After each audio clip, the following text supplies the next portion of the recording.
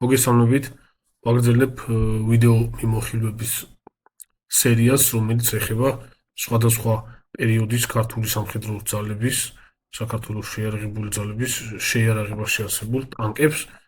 პირველი ნაწილი, ვისაც არ გინახიათ, შეეხებოდა 18-21 წლების დემოკრატიული რესპუბლიკის შეიარაღებული ძალების არსენალში ორი ცალი ბრიტანული მარკ 5 ტიპის ტანკის გამოჩენას და ეს უკვე მეორე ნაწილი, რომელიც უკვე დამიგვიანდა, შეეხება უკვე 91 წლის 1991 წლის შემდგომ პერიოდს დამოუკიდებლობის აღდგენის შემდეგ პერიოდს და ძირითადად იქნება აფხაზეთის ომის გარშემო და მაგ პერიოდში საქართველოს შეიარაღებული ძალების შეიარაღებაში არსენალში 55 ტიპის ტანკებს და უკვე აფხაზეთის ომში მათ საბრძოლო ექსპლუატაციას და შევეხებით ასევე გარკვეულ დონეზე 90-იანი წლების ბოლო პერიოდს 2000-იანების დასაწყის იმ პერიოდს რა პერიოდამდე გრძელდებოდა ამ ტანკის საბრძოლო ექსპლუატაცია შეიარაღებულ ძალებში, საქართველოს შეიარაღებულ ძალებში. ესე იგი 1991 წლის 9 აპრილიდან დამოუკიდებლობის აღდგენის შემდეგ ახალი შექმნილი ქართული შეიარაღებული ძალები ზოგადად სამხედრო ტექნიკის მწვავე დეფიციტს განიცდიდა. ეს შეეხებოდა როგორც საბრძოლო ტექნიკას, ყველანაირ ტიპის საბრძოლო ტექნიკას, ასევე სხვადასხვა ტიპის მხარდამჭერ ტექნიკას, ზურგის ტექნიკას და სხვადასხვა აღჭურვილობას, მთელი რიგი გვარებების ჩამოყალიბებას, სწორედ იმიტომ ვერ ხერხდებოდა საწყის ეტაპზე, რომ მათთვის საჭირო აღჭურვილობა და ტექნიკა არ იყო მარაგებში. პირველ ეტაპზე ძალიან ისეთი მცირე რაოდენობით რამდენიმე ერთეული T-54 ტიპის და T-55 ტიპის ტანკები გამოჩნდა თბილისის ომის პერიოდში, სამწუხაროდ აფხაზეთის ომამდე პერიოდში 1991 წლის 91-92 წლების დეკემბერ-იანვარში. ეს იყო რამდენიმე ერთეული ტანკი, რომელიც ეროვნულ გვარდიას აი დოსაფის ბაზებიდან გადაეცა რუსების მიერ არაოფიციალური გზებით და ერთი-ერთეული ტანკი ასევე ზვიად გამსახურდიას მომხრეებსაც ყავდათ ამ ომში.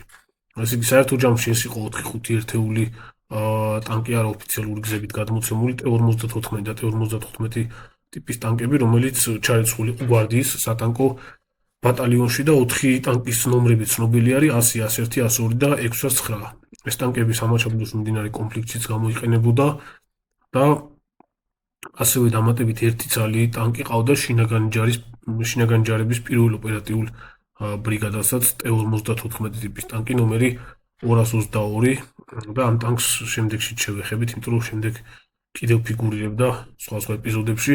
თბილისის ომის დროს ზოგადად ამ დღეებში პირველად დაფიქსირდა ტანკის განადგურებაც, ანუ დამოუკიდებლობის აღდგენის შემდგომ პერიოდზე არის საუბარი. პირველად განადგურდა ტანკი, ეს იყო T-54 B ტიპის ტანკი, რომელიც სურათი ყველას აქვს ნანახი და ალბათ ზოგიერთს რეალურადაც ექნებოდა ნანახი, ვინც მოესწრო იმ პერიოდს. ეს იყო T-54 B ტიპის ტანკი, ზვიად გამსახურდიას მომხრეების ნომერი 621. ეკიპაჟი ტყვე დაიყვანეს და თვითონ ტანკი ეს სურათზე ეხლა რასაც ხედავთ სასტუმრო მერიოსთან, ამ ჩასახვილთან.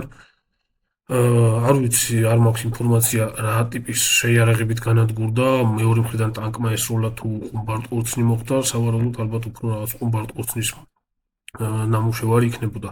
მეორე მხრიდან ესე იგი პუტჩისტების მხრიდან ფიქსირდება ორი მოქმედი ტანკი იყო, რომელიც რუსთაველზე გადაადგილდებოდა.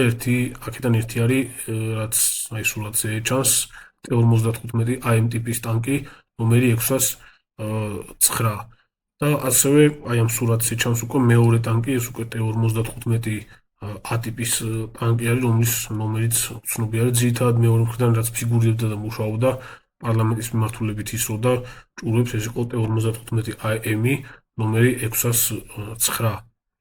ტანკების შემდეგშიც გამოჩნდა ამ პერიოდში, ეს იყო 1992 წლის 24 ივნისი ტელევიზიასთან განვითარებული მოვლენების დროს. აქ ჩანდა ერთი ცალი T-55 A ტიპის ტანკი, ნომერი 101 და T-54 ტიპის ტანკი შინაგანი ჯარის ნომერი 222.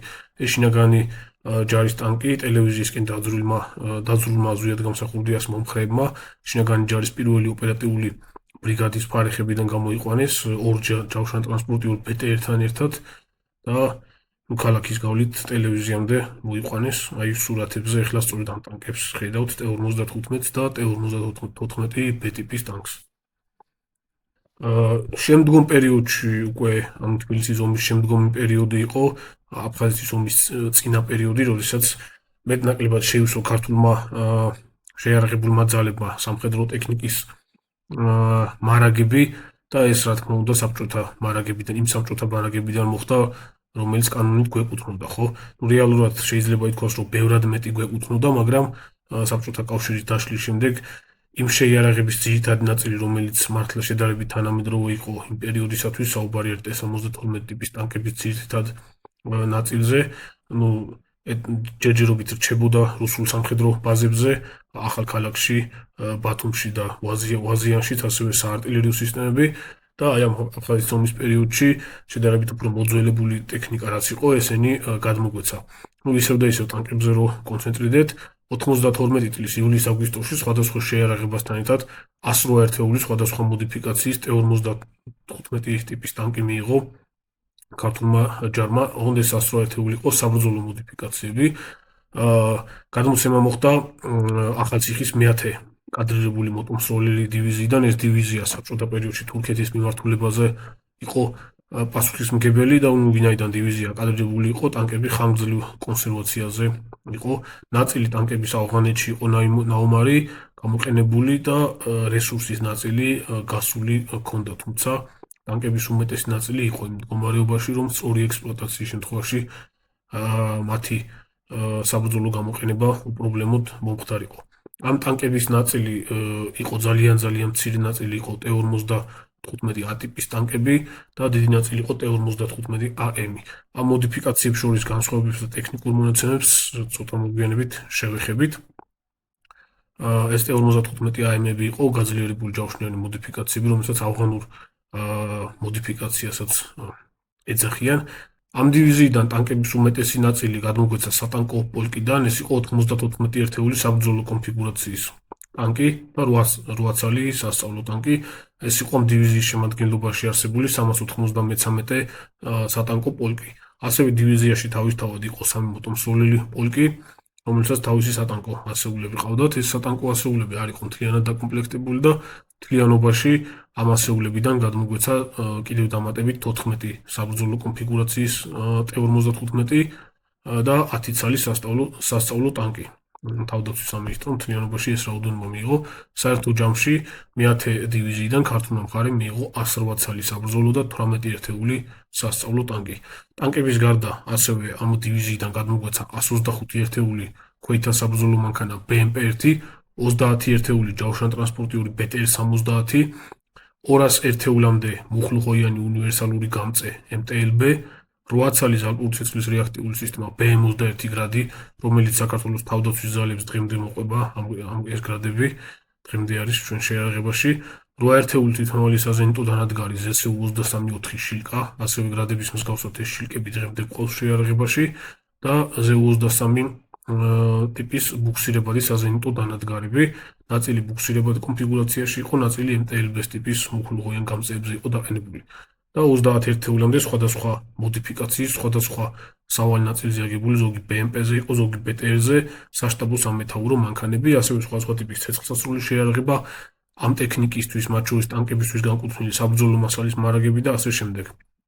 ამავე პერიოდში ვაზიანის სასწავლო ცენტრიდან გადმოგვეცა 10 ერთეული ქვეითთა საბრძოლო მანქანა BMP-2 და 6 ცალი ჯავშანტრანსპორტიული BTR-70. 1992 წლის 14 აგვისტოს დაწყებულ აფხაზეთის ომში ეს შეიარაღება იყო სწორედ ქართული სახმელეთო ძალების ძირითადი საბრძოლო ტექნიკა, რომელთაც წარმოებდა სახმელეთო ოპერაციები, ხო? 93 წლის შემოდგომამდე.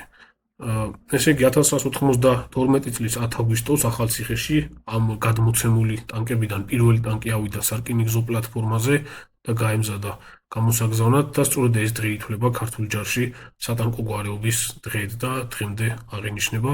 ტანკები და სხვა ტექნიკა სარკინიგზო ეშელონებით ხაშურის გავლით სამტრედიაში გადმოიტანეს და პირველმა ეშელონმა 31 წალი ტანკი და 10 წალი BMP-1 ჩაიტანა თავის საბრძოლო მასალასთან ერთად. ტექნიკის სამტრედიაში ჩატანას და გადმოტვირთვას უამრავი ტექნიკური პრობლემა ახლდა თან, რაც დიდწილად იყო განპირობებული იმით, რომ ჯავშან-სატანკო ტექნიკის სპეციალისტების ნაკლებობა იყო იმ პერიოდში შეიარაღებულ ძალებში. მოხდა ისე, რომ სამტრედიაში ჩამოტვირთვისას, ეშელონიდან ჩამოტვირთვისას 4 ტანკი წყობრიდან გამოვიდა ეშელონიდან ჩამოყვანის დროს და დარჩენილი 27 ტანკი აფხაზეთისკენ თავისი სვლით 200 კილომეტრიან მარშზე დამატებითი დამხმარე ტექნიკური უზრუნველყოფის ჯგუფების გარეშე წავიდა. შედეგად სოხუმში პირველ ეტაპზე მხოლოდ 18-მა ტანკმა ჩააღწია T-55-მა. წყობრიდან გამოსული ტანკების ეტაპობრივი შეკეთება ხდებოდა შემდეგში და შემდეგ დღეებში ჩადგნენ წყობში და გაიგზავნენ აფხაზეთის მიმართულებაზე. მათ შორის იყო ერთი ტანკი ნომერი 113, რომელიც გვარდიის სატანკო ბატალიონის ტანკისტებმა შეაკეთეს და აფხაზეთში ჩაიყვანეს. შემდეგ დღეებში აგვისტოს ბოლოს დამატებით დაემატა ასევე 2 ცალი T-55 AM, ნომერი 170 და ნომერი 188. ამავე დღეებში მოხდა ესეთი შემთხვევაც, აფხაზეთამდე თბილისიდან საკუთარი სვლით გაემართა შინაგანი ჯარის ის ერთი ცალი T-54B ტიპის ტანკი ნომერი 222, აი ტელევიზიასთან განვითარებულ მოვლენების დროს, რომელიც ჩანდა და ამ ტანკმა მხოლოდ რიკოთის გვირაბამდე მიღწევა შეძლო და გაფუჭდა აქ, თუმცა შემდეგში მაინც ჩაიყვანეს აფხაზეთამდე. უკვე 1992 წლის სექტემბერში ახალციხიდან ტანკების მორიგი პარტია 36 ცალი T-55 AM ტიპის ტანკი გადაეცა ამჯერად უკვე მე-11 ბრიგადას. ბრიგადის ტანკისტებმა ეს ტანკები გადაიყვანეს ვაზიანში და იქიდან შემდეგ 20 ერთეული ეკიპაჟებით დაკომპლექტებული 20 ერთეული ტანკი ოჩამჩირის მიმართულებაზე გადაისროლეს. დარჩენილი ტანკების ეკიპაჟების დასაკომპლექტებლად შემდგომ პერიოდში თავდაცვის სამინისტრომ რეზერვში მყოფი ძველი ტანკისტების მობილიზაცია გამოაცხადა და ახალციხეში დაიწყო მათი გაგზავნა ტანკების მისაღებად. პროფესიონალი ტანკისტების უკმარისობის გამო განსაკუთრებით ეს მძღოლ მექანიკოსებს ეხებოდათ, რომ საწყის ეტაპზე ტანკების გადმოყვანა მოიხერხებინათ ჩვენ ბაზებზე. ეკიპაჟების დაკომპლექტება დაიწყეს ტრაქტორისტებითაც. ამჯერად უკვე ბოლო ეტაპზე ეროვნული გვარდიის სატანკო ბატალიონის შესავსებად 20 ცალი ტანკის და 6 ცალი KSM-ის ეკიპაჟი დაკომპლექტდა BMP-1-ის ეკიპაჟი. ეს ტექნიკა ფოთში გადაისროლეს. შემდეგში 7 ოქტომბერს უკვე ეშელონი, სარკინიგზო ეშელონი ფოთში ჩავიდა, საიდანაც ტანკები და ქვეითთა საბრძოლო მანქანები სოხუმამდე გრუნტის მზიდი განთიადი ორით რამდენიმე რეისით ზღვიდან ჩაიტანეს. ერთ რეისზე ამ გემს გადაქონდა 4-დან 5 ერთეულამდე ტანკი, T-55 და ქვეითთა საბრძოლო მანქანა. ამ ტანკებიდან ერთ-ერთი იყო ნომერი 193, რომელიც მთლიანად დაკომპლექტებული იყო ყოფილი ტანკისტებით, რომლებიც საბჭოთა პერიოდში ტანკებზე მსახურობდნენ. სწორედ და შესაბამისად გამოცდილებას დიდი ჰქონდათ და აფხაზეთში ჩასვლის შემდეგ ეს ეკიპაჟი დანარჩენ შერეულ ეკიპაჟებს, რომლებიც სხვა ტანკებზე იყო, რომლებითაც სხვა ტანკები იყო დაკომპლექტებული, გამოცდილებას უნაწილებდნენ აქტიურად, გამოცდილებას უზიარებდნენ. ოქტომბრის მდგომარეობით აფხაზეთში მყოფ ქართულ სამხედრო ნაწილებს საერთო ჯამში 80-მდე ტანკი ყავდათ და ეს ტანკები დიდწილად გამოიყენებოდა მოძრავ საცეცხლე მხარდაჭერის საშუალების როლში და გადანაწილებული იყო სხვადასხვა ქვედანაყოფებზე. ზოგადად რელიეფის თავისებურებებიდან გამომდინარე, ორივე მხრიდან ძალების თავისებურებებიდან, კომპლექტაციიდან და შესაძლებლობებიდან გამომდინარე, ტანკებს რაღაცა პირდაპირ დანიშნულებით ვერ იყენებდნენ და არ იყენებდნენ, იმიტომ რომ აქ რაღაცა დიდი სატანკო ბრძოლები არც ყოფილა და არც მაგისი საჭიროება და შესაძლებლობაც ყოფილა. შესაბამისად, ტანკები ძირითადად თავიდან ბოლომდე ამ ომში გამოიყენებოდა ჩვენი მხრიდანაც და შეიძლება ითქვას იმათი მხრიდანაც მოძრავ საცეცხლე, დაჯავშნულ მოძრავ საცეცხლე წერტილებად. მოდით ახლა სანამ ამ ტანკების საბრძოლო ექსპლუატაციაზე გადავიდოდეთ, გავეცნოთ ზოგადად T-54 ტიპის ტანკს და განსაკუთრებით T-55 ტიპის ტანკებს, რომელიც ძირითადი ნაწილი იყო ქართული სამხედრო ძალების შეიარაღებაში T-55-ის სხვადასხვა მოდიფიკაციები. ესე იგი, თვითონ ტანკი T-54, რომელიც მცირე რაოდენობით გვხვდებოდა, მაგრამ მაინც აუცილებელია, რომ ესეც მიმოვიხილოთ, იმიტომ რომ აფხაზეთის ომის შემდეგაც რამდენიმე ერთეული T-54 უბრალოდ კვლავ რჩებოდა ქართული შეიარაღებული ძალების სხვადასხვა ქვედანაყოფებში.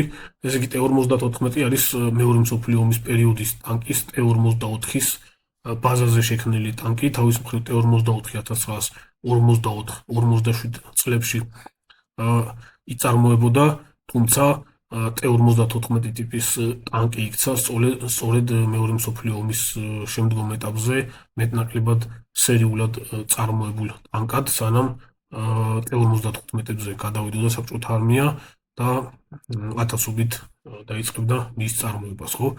საბჭოთა პერიოდში T-54 იწარმოებოდა 1958-1959 წლებში და თავის მხრივ 1979 წლამდე ლიცენზირებული ვარიანტი იწარმოებოდა ჩრდილო კორეაშიც. ამ ტანკის პირველი პროტოტიპების პროექტირებისა და გამოცდების ეტაპებმა გაიარა 1955-1957 წლებში. ამ ორი წლის განმავლობაში შემუშავებული და გამოცდილი იქნა T-54-ის პირველი სამი კონფიგურაცია, T-54-1, 2 და 3, ესენი განსხვავებული ტანკები იყო, განსხვავებები იყო სავალ ნაწილებშიც, საბრძოლო ნაწილშიც, კოშკურის მოყვანილობაშიც და ასე შემდეგ. 1958-59 წლებში სერიულად დამზადდა უკვე პირველი ესეთი შედარებით დიდი პარტია, ეს იყო 593 ძალი T-54-1 ტიპის ტანკი. შემდეგ გარკვეული ხნით შეჩერდა წარმოება და განახლდა უკვე გაუმჯობესებული ტანკი წლის ბოლოდან. 1959 წლის ბოლოდან 1959 წლის ბოლო პერიოდიდან, ბოლო თვეებიდან 1951 წლამდე იწარმოებოდა T-54-2 უკვე შედარებით უფრო გაუმჯობესებული ტანკი. 1952-1955 წლებში კი იწარმოებოდა უკვე T-54-3, რომელსაც უკვე ახალი ტიპის კოშკურა ჰქონდა, უკანა მხარეს მომრგვალებული კოშკურა და უკვე წააგავდა ეს კოშკურა სიტყვაზე შემდეგში მასიურად წარმოებული T-54-ების და შემდგომში T-55-ების კოშკურებს. ესე იგი, წარმოებელი ქარხნები, რომლებიც ამ ტანკების წარმოებაზე მუშაობდნენ, იყო ნიჟნი ტაგილის 193 სატანკო ქარხანა, ხარკოვის 75 სატანკო ქარხანა და ომსკის 174 ქარხნები. წარმოებული რაოდენობა მთლიანობაში იყო 20.375 ერთეული, აქედან საბჭოთა კავშირში დამზადდა 16.775 ერთეული. ეხლა აქ თქვენ ხედავთ ცხრილს, სადაც ნაჩვენები არის T-54-ის პირველი სამი კონფიგურაცია, T-54-1, 2 და 3, რომელიც მთლიანობაში 55 წლამდე 10.245 ერთეული დამზადდა. შემდეგში უკვე გაუმჯობესებული T-54-A ტიპის ტანკი 4.602 ერთეული დამზადდა 55-57 წლებში. T-54-B 1628 წელი დამზადდა 55-59 წლებში, სწორედ ეს T-54-B-ები ხვდებოდა ჩვენთან. შემდეგ იყო 100 ერთეული T-54-K, ანუ სამეთაურო კამანდირსკი 55-56 წლებში და T-54-BK, ანუ BES სამეთაურო ვარიაცია 180 ერთეული 57-58 წლებში.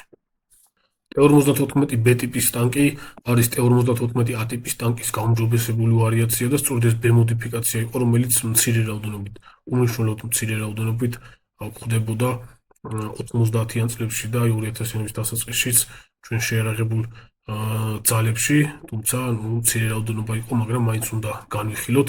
T-54-B იყო პირველი ტანკი, რომელზეც დაყენდა STP-2 ციკლონის ტიპის ორ სიფრთხეში მომუშავე ქვემეხის სტაბილიზატორი, რომელიც თავის მხრივ ინტეგრირებული იყო ამ ტანკის ცეცხლის მართვის სისტემაში. ობიექტ 137G2 ესე ეწოდებოდა ამ T-54-B ტიპის ტანკის პირველ სასწრელ ნიმუშს. თვითონ ტანკს აქვს ზოგადი ესეთი კლასიკური გათანაწყობა და გათანაწყობით ტანკების უმეტეს ნაწილს წააგავს, რაც დღესაც ხდება ბრძოლის ველზე, ხო, მათ შორის თანამედროვე ტანკებსაც. ძრავი განლაგებული არის უკანა მხარეს, სავალი ნაწილი მარჯვენა და მარცხენა მხარეს ეყრდნობა 5 ცალ გორგოლაჭებს აქვს ტორსიონალური დაკიდების სისტემა. მუხლუხოს აქვს ზოგად მუხლუხოს ბრუნვას ოზონოყოფს ორი უკანა წამყვანი ვარსკვლავა თვალი, რომელიც ბრუნვას თავის მხრივ უკან განლაგებული ძრავიდან იღებს. ტანკის ეკიპაჟი არის 4-კაციანი, T-64-ის მაგალითად ან T-72-ისგან განსხვავებით, სადაც ავტომატური დამტენი მექანიზმი კარუსელი დაყენდა. ამ შემთხვევაში T-54-ზე ეკიპაჟი 4-კაციანი იყო და ეს მეოთხე კაცი, აი თანამედროვე აბრამსის ტანკის მსგავსად, იყო დამტენი, რომელიც ხელით ტენიდა ამ 100 მმ-იან უნიტარულ ჭურვებს. T-54 ტიპის ტანკში კოშკურაში ეკიპაჟის განლაგება შემდეგნაირია. კოშკურის მარჯვენა ნაწილში არის დამტენის სამუშაო სივრცე, საიდანაც ქვემეხს მარჯვენა მხრიდან ემსახურება დამტენი. დამტენის მარჯვენა მხარეს და უკანა ნაწილში განლაგებულია ჰორიზონტალურად განლაგებულია ჭურვები, 100 მმ-იანი ჭურვები. ქვემეხის მარცხენა მხარეს არის მემიზნე ოპერატორის და მეთაურის სამუშაო ადგილები. მეთაურის წინ არის განლაგებული მემიზნე ოპერატორი, რომელიც მუშაობს ქვემეხის დამიზნების ხელსაწყოებთან. და მის უკან განლაგებული, უკან და ცოტათი ზემოთ განლაგებული მეთაური აკონტროლებს მთლიანად ტანკის მუშაობას. T-54 B ტიპის ტანკის ზოგადი ტექნიკური მონაცემები შემდეგია. ეკიპაჟი 4 კაცი, საბრძოლო მასა 36.5 ტონა, გაბარიტული ზომების სიგრძე 6040 მმ, კორპუსის სიგრძეზეა საუბარი, სიგრძე ქვემეხით წინ 9000 მმ, სიგანე 3270 მმ, სიმაღლე 2400 მმ, კლირენსი 468 მმ აქვს, ანუ ტანკის კორპუსის ფსკერიდან მიწამდე მანძილი. ჯავშანი, შუბლა ჯავშანი 100 მმ-იანი არის, 100 მმ-იანი ჯავშანფილით არის დამზადებული, მონოლითური ჯავშანფილა არის. კოშკურის წინა ჯავშანი არის 115-დან 192 მმ-მდე გარდამავალი ჯავშანი და მცირე მონაკვეთებზე 200 მმ-მდეც ადის. შეიარაღება 100 მმ-იანი ქვემეხი, 9-ხმლულიანი ქვემეხი D10T2S, ასევე აქვს ორი ცალი ტყვიამთქოვი SG-53, აქედან ერთი კოშკურაში არის დამონტაჟებული ქვემეხის მარჯვენა მხარეს და ერთი ცალი არის ასევე კორპუსში ჩამონტაჟებული საკურსო კონფიგურაციაში. ასევე აქვს ერთი ცალი საზენიტო ტყვიამთქოვი 12.7 მმ-იანი DŠK. საბრძოლო კომპლექტი 100 მმ-იანი ჭურვები არის 34 წალი უნიტარული ჭურვი, აქედან BR-412 არის 12 წალი ჯავშანგამტანი და 22 წალი F-412 მსხლევად ფუგასური ჭურვი.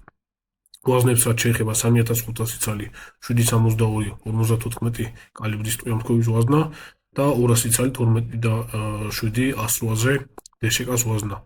ძრავი აქვს V-54 ტიპის 520 ცხენის ძალის სიმძლავრის და მაქსიმალური სიჩქარე ტრასაზე ამ ტანკის არის 50 კმ/სთ. სვლის მარაგი 400 კმ. მუხლუხო სიგანე აქვს 580 მმ.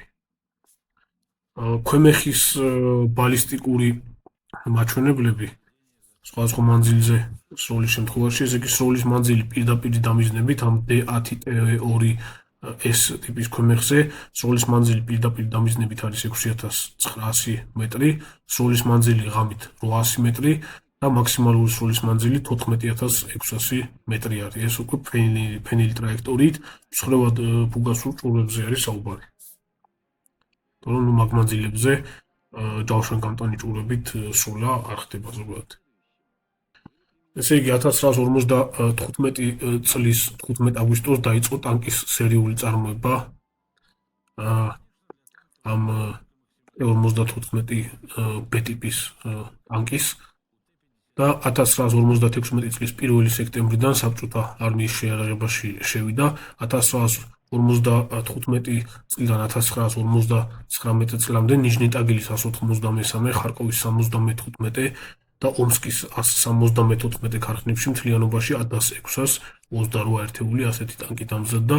აქედან 73 ცალი ტანკი დამატებით დაკომპლექტებული იყო PTS-54 ტიპის ტიპტივა მოწყობილობით, ეს ევროპის მიმართულებაზე სამოქმედო სადაც მდინარეები იყო გადასალახი, ხო?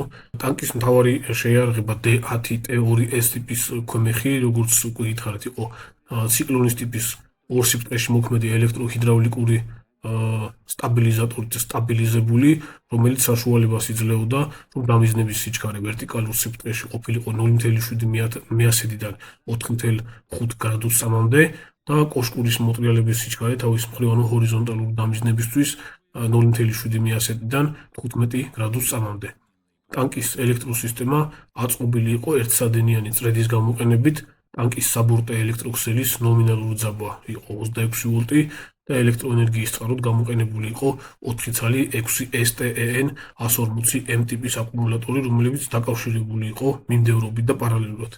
სტაბილიზატორის გამართულად მუშაობისთვის ტანკზე ძველი 3 კილოვატიანი G74 ტიპის გენერატორის ნაცვლად, რომელიც ძველი მოდიფიკაციის T54-ებზე იყენა, დამონტაჟდა უკვე B მოდიფიკაციაზე 5 კილოვატიანი G5 ტიპის მუდმივი დენის გენერატორი, რომელიც ამარაგებდა სტაბილიზატორს და სხვა სისტემებსაც. ტანკის კოშკურაზე დამონტაჟდა მბრუნავი იატაკი, ასევე რაც მანამდე წინა მოდელის ტანკებზე არ იყო.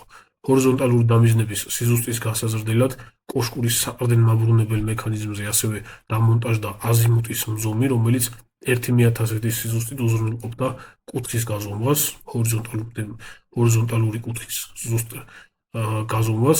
მეთაურის სამუშაო ადგილზე TPK 1 ტიპის ხელსაწყოს ნაცვლად დამონტაჟდა უკვე დამოკლებული TPK-U ტიპის ოპტიკური ხელსაწყო.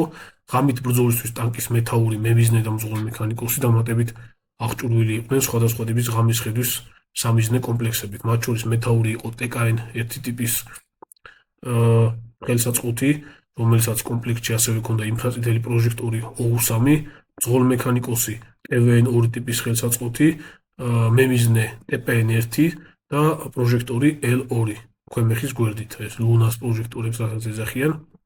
1957 წლის სექტემბრიდან გამოშვებული ტანკები უკვე აღჭურვილი იყო OPVT-54 ტიპის წყალქვეშ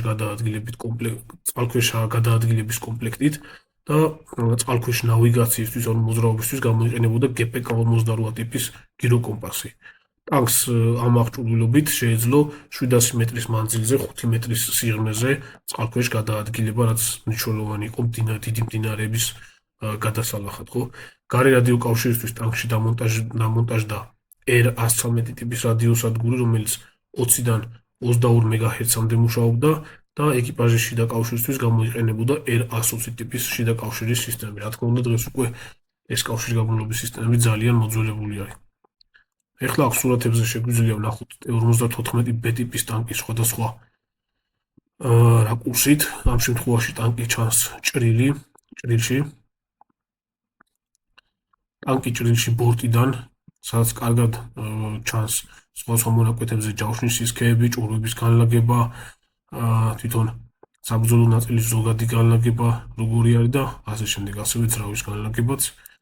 აი ამ სურათზე კარგად ჩანს უკვე ჯავშნის სისქეები და თვითონ ჯავშან ფოლადის დახრები კოშკურის და კორპუსის წინა ნაწილებში. ხედავთ, რომ აწერია უკვე სისქეებიც მილიმეტრებში და გრადუსული მაჩვენებლები დახრილობის. აქ უკვე ჩანს T-54B ტიპის ტანკის კორპუსი და კოშკურა სხვადასხვა რაკურსით. აქ ხედავთ კორპუსს სხვადასხვა რაკურსით. აი ამ სურათზე კარგად ჩანს ტორსიონები, ტანკის სავალი ნაწილი, ტორსიონალური დაკიდების სისტემა, როგორ არის განლაგებული ტორსიონები და როგორ არის მათზე გადაბმული უკვე გორგოლაჭები, კოშკურა ქვემეხის გარეშე და ტანკის კორპუსის ფსკერი. აქ უკვე ჩანს სხვადასხვა სისტემები.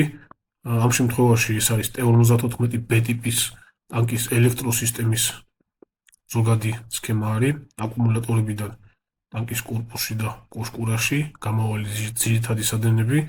T-54B ტიპის ტანკის საწვავის სისტემა, სადაც ხედავთ საწვავის გადამცემი მილები და თვითონ აუზები, ძირითადი და დამატებითი აუზები.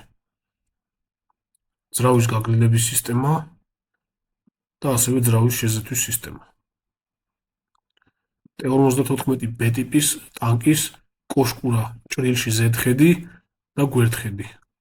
აი ზედხედში კარგად ჩანს სკამები, სადაც ამ შემთხვევაში ზედა ნაწილში ეს არის ტანკის მეთაურის სამუშაო ადგილის სკამი, აქ მემიზნე ოპერატორის და ჭურვების დამტენის.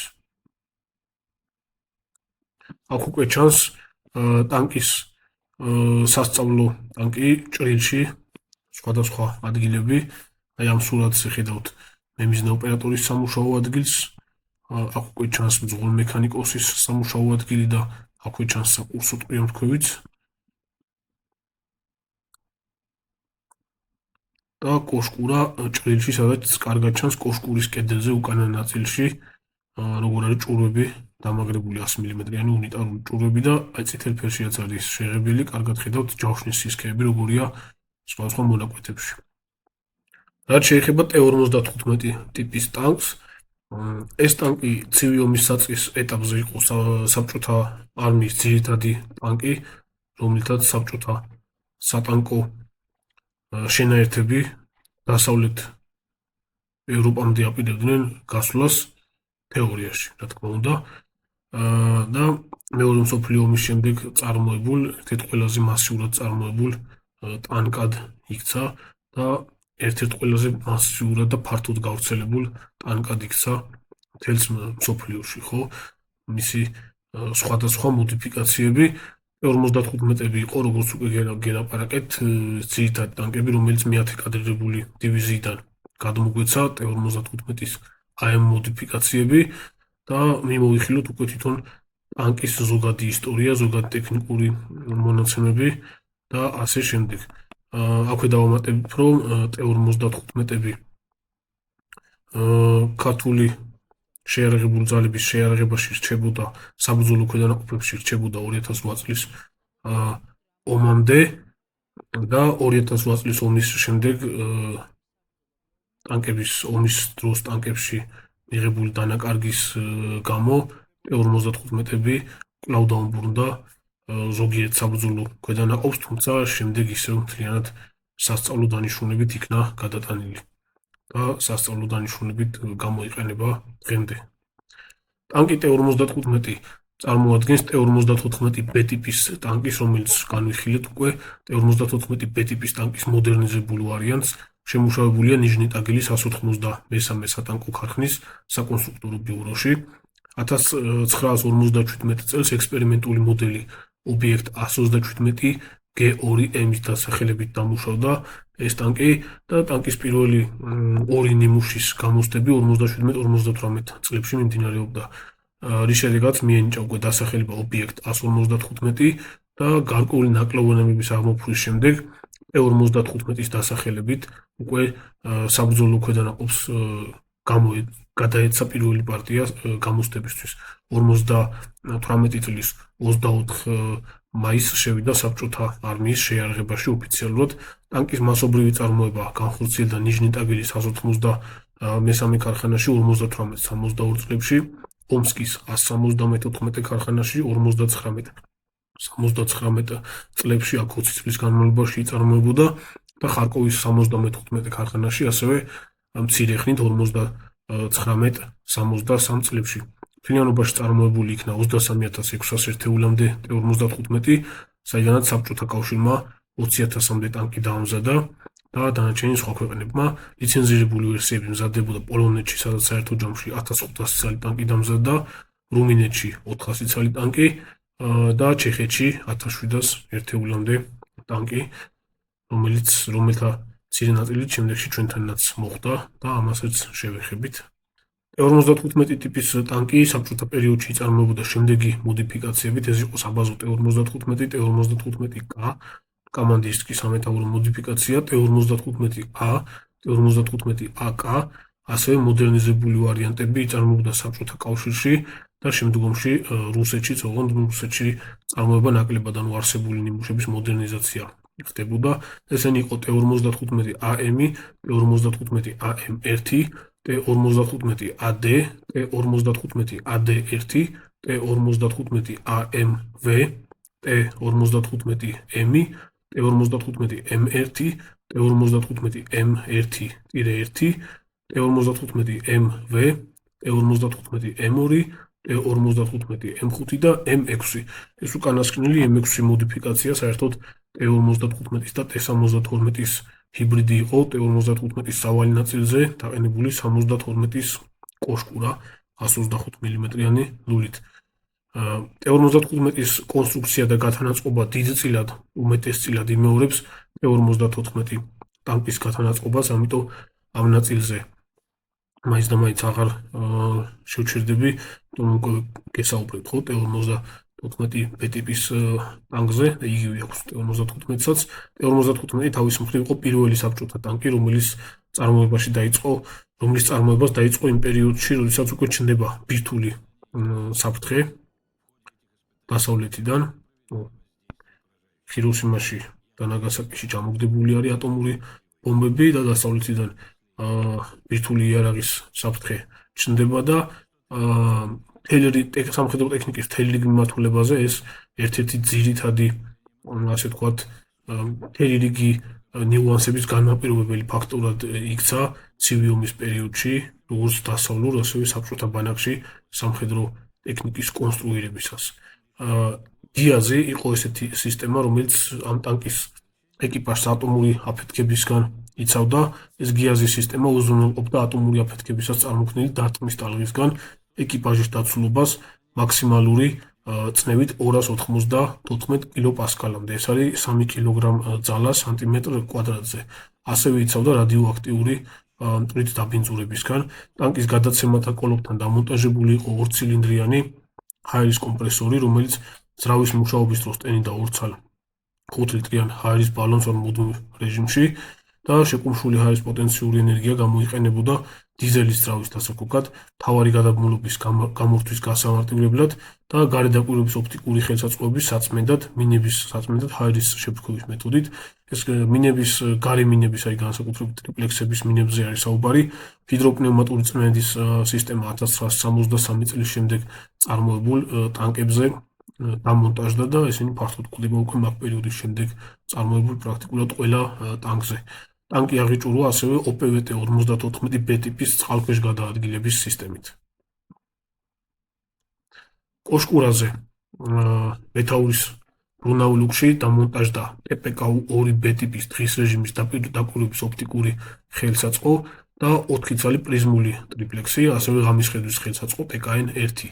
ტანკის 100 მმ-იანი ქვემეხი ამ შემთხვევაში იყო D10T2 S-ით წარმოდგენილი, როგორც T-54 B-ზე და ამ ქვემეხის დამიზნებისთვის ძირითადად გამოიყენებოდა TSH-2B-22 და ასევე TSH-2B-32P ტიპის შარნირული სამიზნე კომპლექსი. ეს იყო საკმაოდ რთული სამიზნე კომპლექსი, რომელიც საკმაოდ დიდ ადგილსაც იკავებდა ტანკის კოშკურაში და ასევე ღამის ხედვის სამიზნე კომპლექსი TPN-1-22-11 ინფრაწითელი გამანათებელი L2-ით. თვითონ ქვემეხის პირდაპირ სროლის მანძილი 2 მეტრის სიმაღლის ტანკზე ჯავშანგამტანი ჭურვით 1080 მეტრს შეადგენს, მსხვერპლად ფუგასური ჭურვით 1100 მეტრი არის პირდაპირ დამიზნების მანძილი. ტელესკოპური სამიზნით მაქსიმალური დამიზნების მანძილი მსხვერპლად ფუგასური ჭურვით უკვე 6900 მეტრი იყო და ფენილი ტრაექტორიით სროლის ცხრილებით უკვე 14600 მეტრამდე, რომ მაქსიმალური სროლის მანძილი და ამ შემთხვევაში როგორც საარტილერიო დანადგარი ესე შეგიძლია ტანკის გამოყენება. ტანკის კორპუსი ზოგადად აგებულია 15, 20, 30, 55, 80 და 100 მმ სისქის ფურცლოვანი ჯავშანფილებისგან, ნაჭეთი ჯავშანფილებისგან. კოშკურა ჩამოსხმული არის, ჩამოსხმის მეთოდით არის დამზადებული და ტექნოლოგია იგივე არის T-54 B-ზე გამოიყენებოდა. გარშემო წერილობაზე გარდამავალი სისქის ჯავშანი აქვს კოშკურას, წინა პროექციაში ჯავშნის სისქე არის 200 მმ-მდე, როგორც იმ ტანკზე T-54 B-ზე. 1959 წლიდან ტანკებზე მონტაჟდებოდა უკვე ერთიანი უნიფიცირებული ხანძარსაწინააღმდეგო სისტემა PPO-ROSA, VVK-3 და 5 ტიპის ნახშირორჟანგის ცეცხლმაქრი აგენტით იყო დატენილი 3 ბალონი ამ ცეცხლმაქრის სისტემაში შემავალი. ტანკის შიდა საწვავის აუზებში მთლიანობაში 680 ლიტრი დიზელის საწვავი ეტევა, ასევე გარე აუზებში ეტევა დამატებით კიდევ 280 ლიტრი, ესეთ საწვავის ერთიან სისტემაში შედის ეს გარე აუზებიც. ეს გარე აუზები არ არის უკან დასამაგრებელი ცილინდრული აუზები, ეს კიდე სხვა არის. სულისმარაგი ამ აუზებით მთლიანობაში 485-დან 500 კილომეტრამდე არის და დამატებით 2 ცალი ცილინდრული გარე დამატებითი კასრისებური ფორმის 200 ლიტრიანი აუზების დამატების შემთხვევაში უკვე სულისმარაგი ადის 650-700 კილომეტრამდე. ძრავის გასაშვებად გამოიყენება აქაც შეკუმშული ჰაერი, ძირითადი მეთოდი არის ესა, ან ელექტროსტარტერი ST-16M. 2 ცალი 5 ლიტრიანი ჰაერის ბალონის დატენვა ძრავის მუშაობისას ხდება AK-150 V ტიპის და ასევე AK-150 S ტიპის კომპრესორებით და კომპრესორის სამუშაო წნევები არის 14.7 მეგაპასკალი, იგივე 150 კილოგრამ ძალა სანტიმეტრ კვადრატზე და წარმადობა 2.4 მეტრ კუბი საათში. ტანკის ელექტროსისტემა აქაც ერთსადენიანი არის 24 ვოლტიანი მუდმივი დენის ელექტროსისტემა არის და ამას უზრუნველყოფს 4 წალი აკუმულატორი და G5 ტიპის 5 კილოვატიანი გენერატორი, რომელთაც ხდება აკუმულატორების დატენვა. კავშირგაბმულობის სისტემები გარე კავშირის რადიოსადგური R123 და შიდა კავშირისთვის R124. T-55A ტიპის ტანკი T-55A მოდიფიკაცია იწარმოებოდა უკვე გაძლიერებული ანტირადიაციული დაცვის სისტემით ომსკის 174 და ხარკოვის 75 ქარხნებში იწარმოებოდა ეს ტანკი მთლიანობაში 1972 წლიდან 1978 წლამდე საბჭოთა არმიისთვის ამ მოდიფიკაციის 4435 წალი ტანკი დამზადდა და ტანკი დაცული იყო მასობრივი განადგურების იარაღისგან, აქაც გიაზის სისტემა იყო და დაცულობას აძლიერებდა ახალი POV-50 ტიპის ორფენიანი დამცავი სპეციალური ფენა, რომელიც შედგებოდა ტყვიის, იზობუტილენის, პოლიეთილენის, ბორის და ბერილიუმის შემადგენლობისგან, ფენებისგან. დამცავი ფენები დამაგრებული იყო კოშკურის და კორპუსის თითქმის მთელს შიდა ზედაპირზე და ეკიპაჟის ლუკებზე ასევე.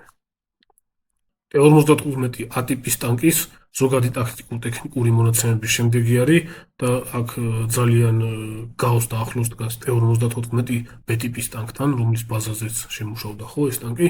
საბრძოლო მასა 36.5 ტონა, ეკიპაჟი 4 კაცი, გაბარიტების სიგრძე აქაც ქვემეხით წინ 9000 მმ, კორპუსის სიგრძე 6200 მმ, სიგანი 3270 მმ, სიმაღლე კოშკურის ზედა ნაწილში 2218 მმ, კლირენსი 425 მმ, ქვემეხის კალიბრი და მარკა აქაც რა თქმა უნდა 100 მმ-იანი ხრახნულიანი D10 T2 S ტიპის ქვემეხი, შეწყვილებული ტყვიამფრქვევები SMGT ტიპის ტყვიამფრქვევები 2 წალი 762 მმ, 762-54 ვაზნაზე, საბრძოლო კომპლექტი 100 მმ-იანი უნიტარული ჭურები 53 წალი, აქ არის შერეული ჯავშანგამტან ქვეკალიბრულები, კუმულაციურები და ძირითადი ნაწილი არის მსხვერვადი ჭურები, მსხვერვადფუგასური ჭურები.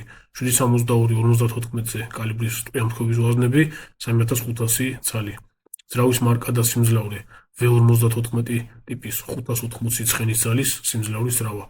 მაქსიმალური სიჩქარე ტრასაზე 48-50 კმ/სთ. სვლის მარაგი 480-500 კმ-მდე. დაწოლა გრუნტზე აქვს ესეთი მაჩვენებელი, კილოგრამი სანტიმეტრ კვადრატზე არის 0.91 მიასედი კილოგრამი. გამავლობა ვერტიკალური კედლის გადალახვადობა არის 0.8 მეტრი, ანუ 80 სანტიმეტრი სიმაღლის ვერტიკალური წინაღობის გადალახვა შეუძლია. ფხილი, რომლის გადალახვაც გაუჩერებლად შეუძლია ტანკს არის 2.7 მეტრი სიგანის, წყლის წინაღობა 1.4 მეტრი სიღრმის მომზადებლად და მომზადებით უკვე UPVT სისტემით უკვე 5 მეტრიანი სიღრმის წყლის წინაღობა შეუძლია გადალახოს შნურხელის გამოყენებით, ჰაერის მიწოდებელი შნურხელის გამოყენებით. დაგვერდება და აღმართი, რომლის გადალახვაც დაძლევაც შეუძლია, დაგვერდება ეს არის 30 გრადუსიანი და აღმართი 32 გრადუსიანი. აქ უკვე ხედავთ T-55 ტიპის ტანკს ჭრილში, სადაც კარგად ჩანს ძირითადი აგრეგატების განლაგება, ძრავის განლაგება, ეკიპაჟის სამუშაო სივრცეები კოშკურის ჭრილში, ძღოლ-მექანიკოსის სამუშაო სივრცე უკვე ჭრილში, ზემოთ საზენიტო ტყვიამფრქვევის განლაგება და ასე შემდეგ. კოშკურა გვერდიდან, მარჯვენა მხრიდან და კორპუსის ჭრილი ზედხედით, სადაც კარგად ჩანს განლაგება სხვადასხვა ელემენტების. ჭრილი გვერდიდან ასევე შედარებით უფრო დეტალური ნახაზი. ჭრილები უკანა და წინა პროექციიდან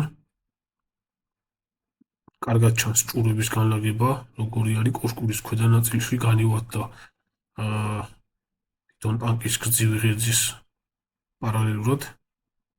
აქ უკვე ხედავთ ჯავშნის მაჩვენებელი, როგორი არის სისქეში და მისი გრადუსული დახრილობები. კორპუსის შუბლა ჯავშანი 100 მმ-იანი სისქის ფილა 60 გრადუსით დახრილი, ქვედა მხარეს T-54 B-ს მსგავსად და ასევე 100 მმ-იანი ფილა არის და აქ შედუღებული არის წინა ნაწილში 100 მმ-იანი ფილა უკვე 55 გრადუსით დახრილი, ფსკერის ჯავშანი 20 მმ სისქის, კუდა ნაწილში ანუ ძრავის ნაკვეთულის უკანა მხარეს აქ უკვე არის 17 გრადუსით დახრილი 55 მმ სისქის ჯავშანი. კოშკურაზე ზედა ნაწილში კოშკურის ზედა ნაწილი ანუ ჭერის ჯავშანი 30 მმ არის, უკანა ნაწილში 65 მმ. კოშკურის წინა ნაწილში გარდამავალი სისქე ჭერსა და კოშკურის წინა ნაწილში შორის 70 მმ სისქის არის და წინა პროექციიდან არის 200 მმ.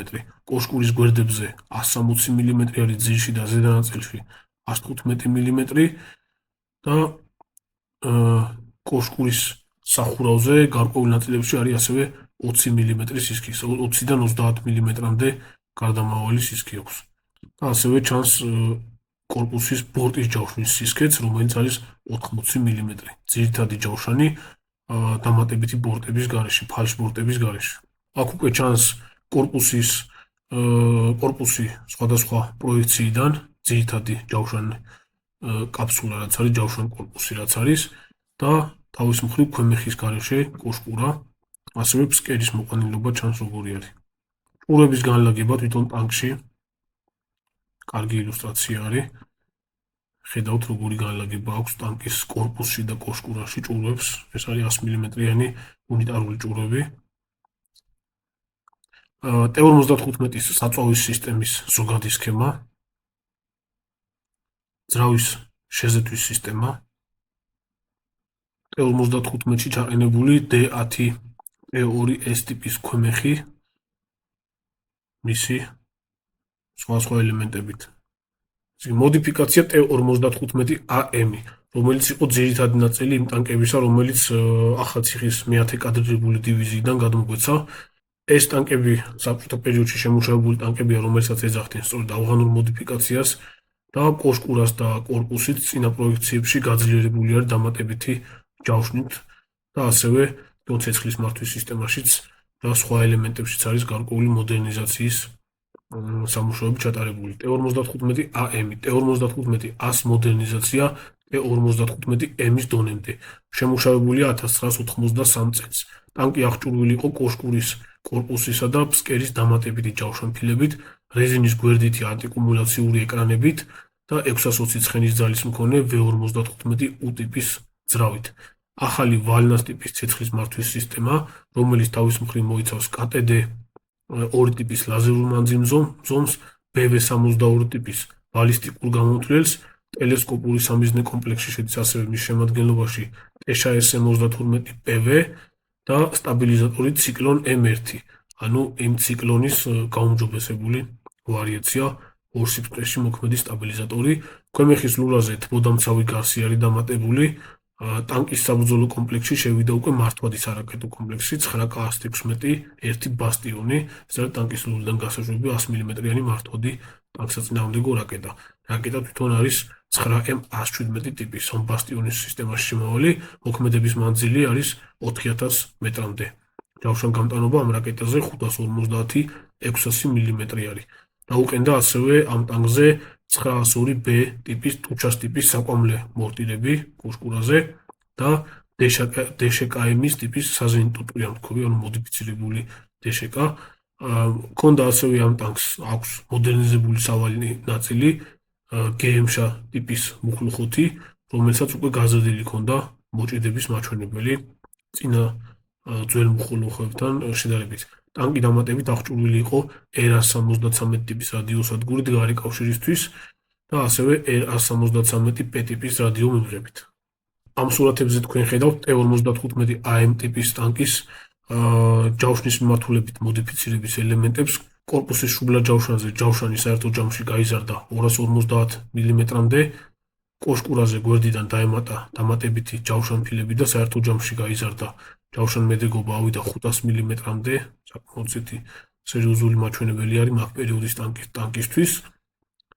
ბორტის ჯავშანი დამატებითი ეკრანების დაყენების შემდეგ დამატებით 10 მმ-იანი ეკრანი დაუყენდა, რომელიც 755 მმ-ით არის დაშორებული ძირითად 80 მმ-იანი სისქის ჯავშანს და ბორტიდან გაიზარდა დაცულობა კუმულაციური ჭურვების მოხვედრის შემთხვევაში.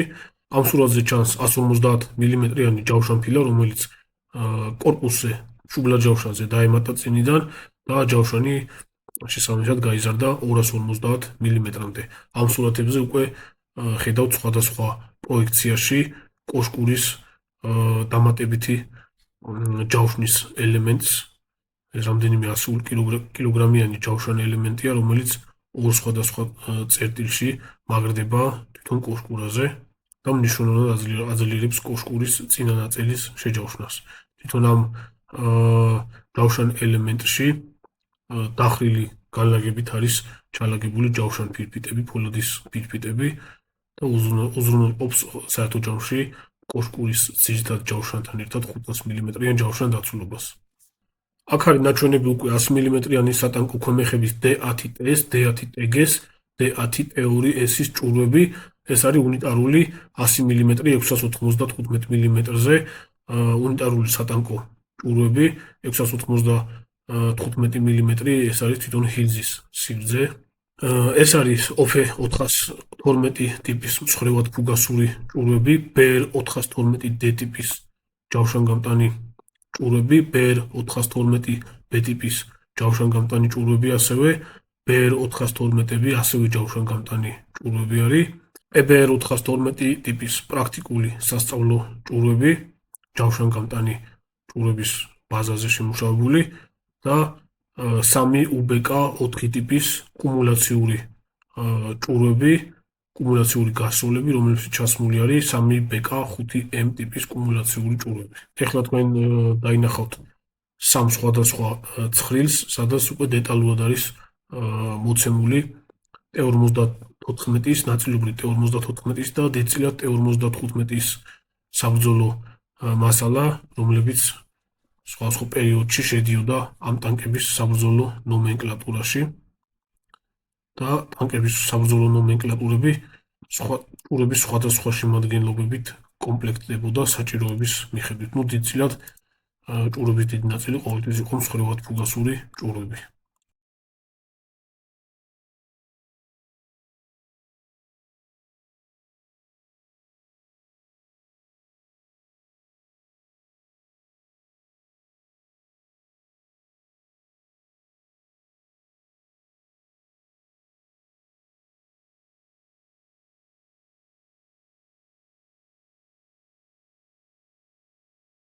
ძალიან მნიშვნელოვანი ეპიზოდი, რომელიც უფრო მოგვიანებით მოხდა, მაგრამ აუცილებლად უნდა შევეხოთ, სანამ გადავიდოდეთ თვითონ ამ ტანკების საბრძოლო ექსპლუატაციის მიმოხილვაზე აფხაზეთის ომის პერიოდში.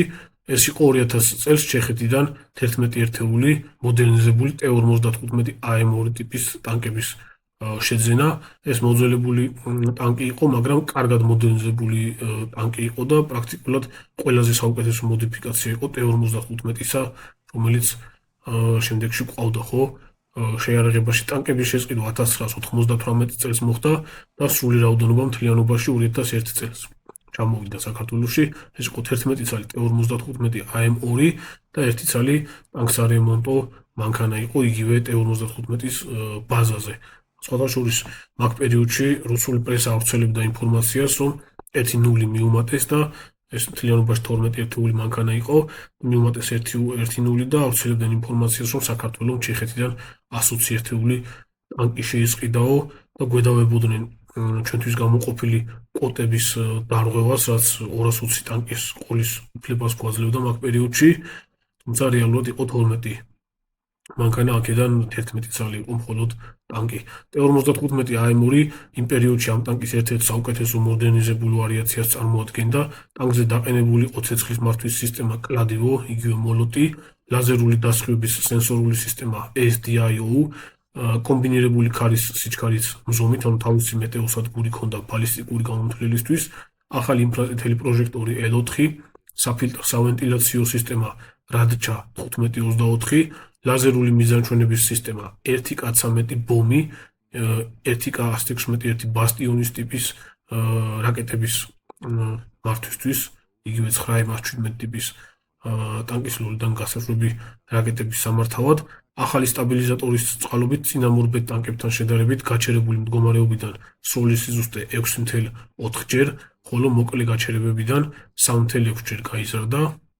ნულის თავზე დარჩა ლაზერული მანძილმზომი KT-2, დამონტაჟდა ახალი მოდიფიცირებული ძრავი ტანკზე, ეს იყო IN-55 AM2 610 ცხენის ძალის სიმძლავრის, სulis მარაგი ტანკზე გაიზარდა 750 კილომეტრამდე და უყენდა გაუმჯობესებული ტორსიონები. კორპუსის წინა ნაწილის დამატებითი ჯავშანი 150 მმ სისქისაა, როგორც T-55 AM-ზე. ამან ამ ტანკზეც იგივენაირად იყო, ამან ტანკის საერთო ჯავშანი 250 მმ-მდე გაზარდა, როგორც T-55 AM-ზე იყო საბჭოურებზე. თუმცა თვითონ ეს AM-2-ები ჩეხური T-55-ის ჩეხური მოდიფიკაციების ბაზაზე იყო თავის დროზე შემუშავებული. ბორტებზე დამატებული არის აქაც 10 მმ-იანი სისქის რეზინის ფარები კუმულაციური საბრძოლო მასალისგან დასაცავად. კოშკურას დაემატა ასევე ორი წინამოსახსნელი დამატებითი ჯავშანპანელი T-55 AM2-ის მსგავსად, რომელიც შედუღებული არის ჯავშანფირფიტებისგან და შევსებული არის პოლიურეთანით. თითოეული ჯავშანპანელი იწონის 550 კილოგრამს. ამავე წონითი მაჩვენებელი უნდა ქონდეს T-55 AM-ის ჯავშანპანელებსაც. მიმაგრებულია კოშკურაზე 2 წერტილში. ტანკის საბრძოლო მასა გაიზარდა 52 ტონამდე. ეს ტანკები T-55 AM2-ები დღემდე გვხვდება საქართველოს თავდაცვის ძალებში, თუმცა მხოლოდ და მხოლოდ სასწავლო დანიშნულებით გამოიყენება. ეხლა აქ ფოტოებზე ხედავთ ამ T-55 AM2-ებს, რომლებიც საქართველოში იქნა ჩამოყვანილი სატანკო ბოქსებთან დგანან. აი ამ ფოტოზე უკვე ეს გადაღებული არის ახმეტის რაიონში სწავლებაზე, 2000-იანების დასაწყისში სამხედრო სწავლებაზე. კახეთი ერქვა ამ დიდ სწავლებას. სოფელ ფიჩხოვანთან ჩატარდა. აქ უკვე T-55 AM2 ტიპის ტანკები 2004 წლის სამხედრო აღლუმზე. ამ სურათებზე ხედავთ T-55 AM2 ტიპის ტანკის კოშკურის შიდა ინტერიერს. მემიზნე ოპერატორის სამუშაო ადგილი, ქვემეხის სახაზინო ნაწილი, ბალისტიკური გამოთვლელის ელემენტები, ან ცეცხლის მათვის სისტემის ელემენტები, მეთაურის სამუშაო ადგილი, რადიოსადგური. აი აქ უკვე ხედავთ ტანკის უკანა ნაწილის დამატებითი საწვავის აუზები და მეტეოსენსორი. დაუბრუნდეთ აფხაზეთის ომის პერიოდს. 14 აგვისტოს აფხაზეთში შესულმა ქართულმა ძალებმა ტანკები აქტიურად შეიყვანეს და ზოგადად ტანკებს საკმაოდ სერიოზულ მნიშვნელობას ანიჭებდნენ. რეალურად რა მნიშვნელობა ჰქონდა ტანკებს მაგ ომში, ეს ძალიან დიდი საუბრის თემა არის, თუმცა საკმაოდ სერიოზულ ძალად მოსჩანდა ქართული ტანკები ომის საწყის ეტაპზე. მით უმეტეს რომ იყო ინფორმაცია, რომ ეს 100 ერთეული ტანკი იყო გადმოცემული საქართველოსთვის, რაც ასეთი მასშტაბის ომისთვის გამართული 100 ერთეული ტანკი საკმარისზე უფრო დიდი ძალა იყო.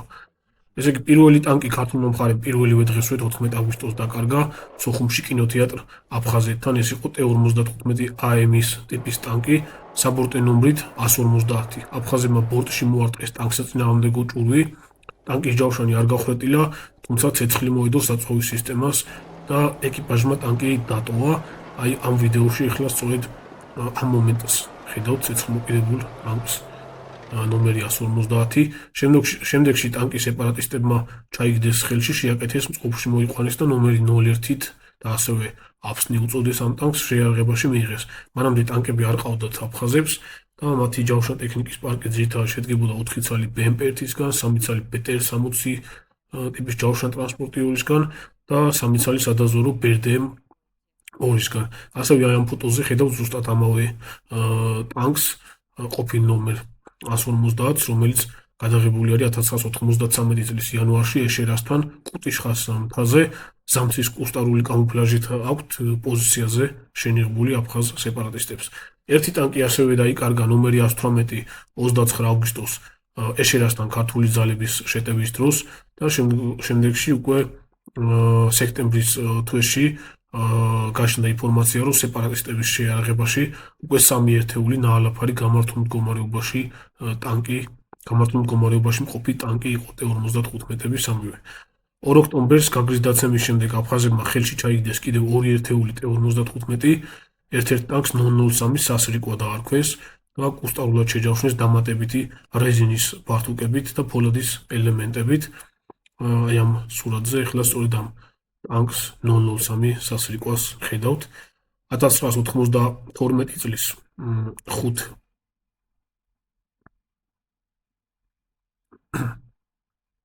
1992 წლის 5 ნოემბერს სოფელ შრომასთან ქართულმა მხარემ პირველად დაკარგა უკვე ტანკი რეალურ საბრძოლო სიტუაციაში, რეალურ საბრძოლო ვითარებაში. ერთი ცალი T-55 ტიპის ტანკს ყუმბარ-ყორცნის 2 გასროლა მოხდა და განადგურდა. შესაბამისად, RPG-7-ით განადგურეს სავარაუდოდ. აქვე სოფელ შრომასთან ქართული ეროვნული გვარდიის სატანკო ბატალიონის ტანკმა ნომერი 193-მა სეპარატისტების ერთი BMP-1 და ერთი ცალი საშტაბო სამეთაურო მანქანა გაანადგურა პირდაპირ გასრულით. ამავე მიმართულებაზე ნოემბერში აფხაზებმა კიდევ 5 ცალი KSM-ი დაკარგეს. აქედან 2 ცალი განადგურდა, 3 ერთეული დაზიანდა და ქართულმა მხარემ ჩაიგდო ხელში. ცალკე პრობლემა ომის სხვადასხვა ეტაპზე ცალკე ძალიან მნიშვნელოვანი პრობლემა იყო ტყვარჩელის მიმართულება, სადაც აქ მოქმედი აფხაზური ძალები ქართული ჯავშნატექნიკის წინააღმდეგაც მოქმედებდნენ. ტყვარჩელი ოჩამჩირის მიმართულებაზე ქართულ ტანკებს აფხაზები ძირითადად ასიმეტრიული ტაქტიკით ებრძოდნენ, სხვადასხვა ნაღმფეთქებადი საშუალებების გამოყენებით, მათ შორის იყო თვითნაკეთი ფუგასების გამოყენების შემთხვევები ხშირად იყო. 26 დეკემბერს სოფელ ზემო კინდღთან ოჩამჩირიდან 16 კილომეტრში არის გვარდიის ტანკი 193, რომელიც წეღან ვახსენე, რომელმაც BMP-1 გაანადგურა და KSM-ის საშტაბო სამეთაურო მანქანა ააფეთქეს 26 დეკემბერს ააფეთქეს აფხაზებმა ამონალით გამოტენილ ჟანგბადის ბალონზე. აფეთქებულ დაზიანებული ტანკების გასათრევად ხშირად იყენებდნენ ხოლმე აფხაზები სასუფლო-სამეურნეო ტრაქტორებს სხვათა შორის და აი ამ ვიდეოში ახლა ესეთი საინტერესო მონაკვეთია დაფიქსირებული. მიათრევენ დაზიანებულ ტანკს. სოფელ კინდღში დღემდე გდია ერთ-ერთი დაზიანებული T-55, რომელსაც შემორჩენილი აქვს ნომერი 21, თუმცა ვერ დავადგინე ზუსტად სრული ნომერი რომელია. ეს 21 არ არის გადაფრიკელი არის ნომერი ნაწილობრივ, წინ რაღაცა ციფრი უნდა ყოფილიყო და ქვედანაყოფის კუთვნილება. ეს ტანკი დაჟანგებული გდია დღემდე და ფოტოებს იღებენ ხოლმე მასთან. 1992 წლის ნოემბერში გარკვეული ტიპის ნაღმფეთქებადი საბრძოლო მასალაზე აფეთქებული ერთი ცალი ტანკი და ერთი ცალი KSM ტყვარჩელის მიმართულებაზე ყოფმა აფხაზურმა ძალებმა ჩაიგდეს ასევე ხელში და 1993 წლის იანვარში უკვე ტამისთან თხრილში ჩავარდნილი დამატებით ერთი ტანკი ჩაიგდეს ალაფად, რომელიც გაათრიეს და შეაკეთეს. 1992 წლის დეკემბერში ჩვენს მიმართულებაზე მოხდა უმნიშვნელოვანესი მოვლენა ზოგადად ამ ომის მსვლელობის დროს რესურსების, სამხედრო რესურსების ერთიანი სწორი და ოპტიმიზებული მართვის მიზნით შეიქმნა მეორე საარმიო კორპუსი. საკმაოდ ისეთი მსხვილი დაჯგუფება, რომელმაც გააერთიანა საკმაოდ სერიოზული ძალები. მასში გაერთიანდა სოხუმის 23 და ოჩამჩირის 24 მექანიზებული ბრიგადები, ცალკეული რეაქტიული და ლულიანი артиლერიის დივიზიონები, ცალკეული სამამთო ბატალიონი, ცალკეული სატანკო ბატალიონი, ავღანელთა კავშირის ქვედანაყოფები, სწრაფი რეაგირების კორპუსი და სხვადასხვა შედარებით მცირე ქვედანაყოფები. კორპუსის ცალკეული სატანკო ბატალიონი თავის მხრივ გვარდიის სატანკო ბატალიონის ბაზაზე ჩამოყალიბდა, ფორმირდა და 22 ცალი T-55 ტიპის ტანკით დაკომპლექტდა. თავის მხრივ 1993 წლის თებერვლისთვის გვარდიის სატანკო ბატალიონი გაიზარდა და გადაკეთდა სატანკო მექანიზებულ პოლკად და დაემატა KSM-ები, ქვეითთა საბრძოლო მანქანები, ტანკსაწინააღმდეგო ბატარეა, 122 მმ-იანი D-30 ტიპის ჰაუბიცების ბატარეა და საზენიტო ბატარეა ასევე. 93 წლის იანვრის მდგომარეობით სოხუმის დაჯგუფების შეარაღებაზე გამართულ მდგომარეობაში მყოფი 34 ცალი ტანკი და 35 ცალი KSM იყო, არსებული ინფორმაციით. ამავდროულად მტრის შეიარაღებაში იყო 7 მოქმედი ტანკი და 7 ცალი 7 მოქმედი ტანკი და 12 ცალი KSM იყო. ოჩამჩირის 24 მექანიზებული ბრიგადის შეიარაღებაში ამავდროულად იყო 8-დან 11-ამდე გამართული T-55, რომლებიც ტყვარჩელის მიმართულებაზე არსებულ მიზნებზე, სხვადასხვა მიზნებზე მუშაობდნენ. 1993 წლის მაისში სოფელ ბესლახუბასთან მომზადებული დახურული პოზიციიდან 6 ცალი ტანკი, 6 ცალი ქართული ტანკი მოწინააღმდეგის მიმართულებით ფენილი ტრაექტორიით ისროდა მსხვილად ფუგასურ ჭურვებს, რითაც არტილერიის ფუნქციას ასრულებდა ნაწილობრივ. თავის მხრივ ტყვარჩელის აფხაზურ დაჯგუფებას შეიარაღებაზე მაქსიმუმ 3 ცალი მოქმედი ტანკი ჰყავდა. 1993 წლის გაზაფხულისთვის ტანკების რაოდენობა გაიზარდა ჩვენთან შინაგან ჯაშიც, რაღაც სერიოზულად არ გაზრდილა, თუმცა 1993 წლის 26 მაისის აღლუმზე შინაგანმა ჯარმა, ანუ ომის მსვლელობის დროს, უშუალოდ ომის დროს შინაგანმა ჯარმა 6 ერთეული ტანკი გამოიყვანა აღლუმზე რუსთაველზე. ეს იყო ნომრები 710, 711, 712, 713, 721, 722.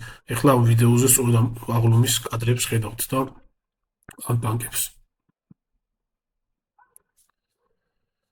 სერიოზულ პრობლემას ქმნიდა ოჩამჩირის ფრონტზე მოწინააღმდეგის მხრიდან ტანკსაწინააღმდეგო ნაღმების გამოყენებაც, ანუ ქარხნული ტანკსაწინააღმდეგო ნაღმების გამოყენებაც 1993 წლის მარტში ტამიში კუტოლის გზაზე ერთმანეთის მიყოლებით ნაღმებზე სავარაუდოდ იქნებოდა TM-57-ებიან TM-62-ები აფეთქდა ერთმანეთის მიყოლებით ტანკი ნომერი 202 დაჯავშნული გამწე BTS-4 და შემდეგში ტანკი 412. ტრის მხრიდან ნაღმურომს ხელს უწყობდა ერთიანი ფრონტის არარსებობა, განსაკუთრებით ეს ამ ოჩამჩირის მიმართულებაზე იგრძნობოდა. 93 წლის მარტის ბრძოლების დროს პირველად დაფიქსირდა აფხაზეთის მხრიდან ქართული ტანკის მართვადი ტანკსაწინააღმდეგო რაკეტის აფეთქებაც, სოფელ შრომასთან გვარდიის სატანკო მექანიზებული პოლკის ტანკი ფაგოტის ტიპის ტანკსაწინააღმდეგო მართვადი არაკეტო კომპლექსით აფეთქეს, ასევე ფაგოტით მარტში სეპარატისტებმა ეშერის მიდამოებიდან ქართული ტანკი სოხუმის ახალ რაიონში მძიმედ დააზიანეს რამდენიმე კილომეტრიდან.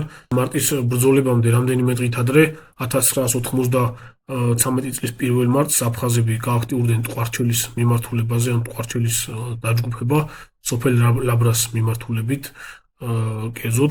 სოფელში აფხაზები 2 ტანკი და 1 ქვეთა საბრძოლო მანქანით შევიდნენ და ბატალიონ ავაზას ქვედანაყოფს შეუტიეს. შეტევის შესაჩერებლად ლაბრაში გვარდიის სატანკო ბატალიონის 2 ცალი ტანკი გაიგზავნა, ნომერი 113 და ნომერი 193. ეს ის 193-ია, რომელმაც BMP-1 აფეთქა აფხაზების, გაანადგურა, შემდეგში ფუგასზე აფეთქდა და შემდეგში გაარემონტეს ეს ტანკი. აფხაზებმა 9 მარტამდე უკან დაიხიეს, ანუ ამ ტანკებმა დაახევინა უკან. 9 მარტს აფხაზურმა ძალებმა ლაბრას მეორედ შეუტიეს უკვე. საპასუხო შეტევაზე გადავიდა ქართული მხარეც 2 ტანკის მხარდაჭერით. ერთ-ერთმა ქართულმა ტანკმა აფხაზური ტანკი 001 აფსნი 2 ჭურვის მორტყმით სრულიად გაანადგურა.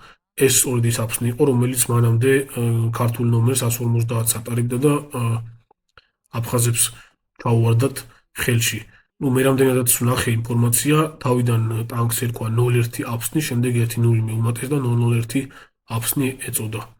მეორე ტანკი იყო უკვე 002 ტიგრი და ქართულ მხარეს ჩაუვარდა ხელში. ტიგრის კორპუსზე აფეთქებული და შემდეგ გარემონტებული ნომერი 193 ტანკის კოშკურა გადააყენეს და ტანკის სრულ საბრძოლო მზადყოფნაში ჩადგა. ასევე აფხაზებს ყავდათ ტიგრი 1-იც, რომელიც მანამდე განადგურდა. 2009 წელს სხვადასხვა აფხაზეთში ერთ-ერთი ტანკი გაარემონტეს და 001 ნომრით აღლუმზე ყავდათ გამოყვანილი. ახლა ამ ტანკს ხედავთ. სწორედ, თუმცა ეს არ უნდა იყოს ის ტანკი, რომელიც თავის დროზე ნომერი 150 იყო ქართული ტანკი და შემდეგში აფხაზებს ჩაუვარდათ ხელში. ის ტანკი განადგურდა.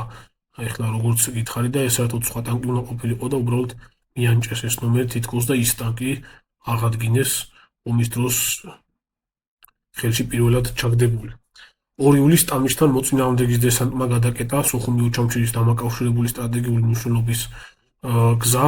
2-3 ივლისს გზის გასახსნელად ტამიშისკენ შინაგანი ჯარის 400 კაციანი ქვედანაყოფი დაიძრა უკვე ტანკების მხარდაჭერით და მერკულადან შეუტია დესანტის ნაწილებს. თუმცა ტანკი T-54B ნომრით 710 ჩვენი შეიარაღებაში არსებული ტანკი ნაღმზე აფეთქდა და ადგილზე დარჩა. მეორე ტანკს მართვადი ტანკსაწინააღმდეგო რაკეტა მოხვდა, თავისთავად ეს ფაგოტი უნდა ყოფილიყო და განადგურდა ადგილზე. შინაგანი ჯარის დასახმარებლად 4 ივლისს უკვე თბილისიდან გვარდიის ჯავშანსა-ტანკო პოლკის ქვედანაყოფები გადაისროლეს 6 ტანკით და 6 ქვეითთა საბრძოლო მანქანით და ასევე 2 ცალი ZU-23 იყო MTLB-ებზე. 7 ივლისს პოლკის ორმა ტანკმა ნომრებით 404 და 408 მოწინააღმდეგის დესანტის უკუგდებაში ძალიან მნიშვნელოვანი როლი შეასრულეს. 1993 წლის 27 ივლისს სოჭის ხელშეკრულებით აფხაზეთიდან ქართული სამხედრო ტექნიკის უდიდესი ნაწილი გამოიყვანეს სხვა შეიარაღებასთან ერთად. 26 აგვისტოდან 7 სექტემბრამდე შავი ზღვის ფლოტის რუსული დიდი სადესანტო ხომალდი BDK-69 ორსკით 200 ერთეულამდე ტანკი, რამდენიმე რეისით 200 ერთეულამდე ტანკი, ქვეითთა საბრძოლო მანქანა, ჯავშანტრანსპორტიული და საარტილერიო სისტემა ფოთში გადმოიტანეს, რაშიც ასევე ჩვენ ფულიც გადავიხადეთ. შესაბამისად, აფხაზეთიდან გამოიყვანეს ასევე გვარდიის ჯავშანსა-ტანკო პოლკის ტექნიკაც 10 ტანკის, 6 KSM-ის და 4 ცალი BRDM-ის შემადგენლობით, ასევე 6 ცალი MTLB იყო. დაიშალა სოხუმის 23 და უჩამჩირის 24 ბრიგადები, თუმცა ჩვენებმა მცირე რაოდენობის ტექნიკა და შეიარაღება სოხუმში ჩუმად გადამალეს სოხუმის სხვა რაიონებში. 23 ბრიგადის 6 ცალი ტანკი ნომერი 605, 608, 610, 611 და 614. ასევე გაგრის ბატალიონის 1 ცალი ტანკი ნომერი 323. 7 ტანკიდან 4 ცალი სხვადასხვა ვითარებაში სოხუმის ბრძოლების დროს 17-დან 27 სექტემბრამდე განადგურდა, დაიკარგა და აქედან 3 ცალი ტანკი ფაგოტებით გაანადგურა მოწინააღმდეგემ ფაგოტის ტიპის მართული ტანკსაწინააღმდეგო რაკეტებით. 18 სექტემბერს 1 ცალი ტანკი 004 მუსტანგი დაკარგეს აფხაზებმაც. ტანკი სოხუმის ანძის მიმდებარედ გაანადგურეს ქართველმა მებრძოლებმა და მოგვიანებით აფხაზებმა მუსტანგი რაღაცა დონეზე აღადგინეს და მემორიალის სახით დადგეს სოფელ იაშტუხაში, სადაც დღემდე დგას და ეხლა სურათზე მაგას ხედავთ ზუსტად. სოხუმის დაცემის შემდეგ უკვე დარჩენილი 3 ქართული ტანკიდან 2 ცალი კოდორის მიმართულებაზე წავიდა, 1 ტანკი კოდორის გვირაბთან გაჩერდა და მეორე სოფელ ჩხალთამდე მიაღწია. ესე მთავრდება, ჩემს ხელს არსებული ინფორმაციით, ასე მთავრდება ქართული ტანკების საბრძოლო ისტორია აფხაზეთის ომის პერიოდში. რა თქმა უნდა, ინფორმაცია, ბევრად უფრო დიდი ინფორმაცია შეიძლება გქონდეს სხვას. გარკვეული ტექნიკური შესწავლები, განსაკუთრებით ნომრებში და ტანკების რაოდენობებში, სხვადასხვა ეპიზოდებში შეიძლებოდა მქონოდა. თუ ამაზე უფრო დაზუსტებული ინფორმაცია გაქვთ, თქვენ შეგიძლიათ კომენტარებში დაწეროთ. ამ ეტაპზე ჩემს ხელთ არსებული ინფორმაცია ესეთი არის, რაზეც ახლა ვისაუბრე. ომის შემდეგ T-55-ები აგრძელებდა სამსახურს საქართველოს შეიარაღებულ ძალებში და როგორც უკვე გითხარით, 2008 წლის წინა პერიოდამდე ასე თუ ისე რჩებოდა სხვადასხვა საბრძოლო ქვედანაყოფებში და უკვე ომის წინა პერიოდში, წინა თვეებში სრულად იქნა ჩანაცვლებული T-72 ტიპის ტანკებით და დღესდღეობით T-55 ტიპის ტანკების მცირე ნაწილი შემორჩენილია საქართველოს თავდაცვის ძალებში და გამოიყენება სასწავლო დანიშნულებით და ეხლა ის სურათზე სწორედ ესეთ T-55 ტიპის ტანკს ხედავთ ახალციხის ჯავშანსა-ტანკო სასწავლო ცენტრში. მადლობა ყურადღებისთვის, გაუზიარეთ ვიდეო თქვენს მეგობრებს, გამოიწერეთ ჩემი არხით, უკიდე არ გაქვთ გამოწერილი. მესამე ნაწილი უკვე შეეხება T-72 ტიპის ტანკების გამოჩენას ქართულ შეიარაღებულ ძალების ქვედანაყოფებში და მის საბრძოლო ექსპლუატაციას უკვე 2008 წლის ომში.